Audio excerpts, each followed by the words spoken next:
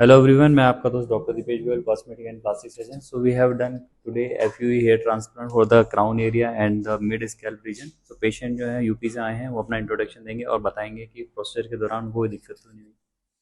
बताएंगे. हेलो। मैं डॉक्टर आकिब।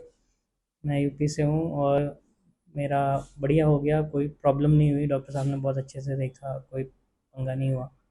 तो कोई भी इजीली करवा सकता है, इतना बहुत घबराने से की लोग ज़रूरत डरते नहीं। हैं हाँ, कि डरने की ज़रूरत नहीं है। लोकल एनेस्थीसिया में ही हो जाता है, ऐसा कुछ प्रॉब्लम नहीं, मेजर कोई कॉम्प्लिकेशंस के भी डर नहीं रहते। तो जिनको जो भी करवाना है करवा जो सकते प्रोसीजर करवाना चाहते हैं ऑल ओवर इंडिया से कहीं से भी आ सकते हैं. एक दिन में प्रोसीजर होकर सेम डे घर भी जा सकते हैं.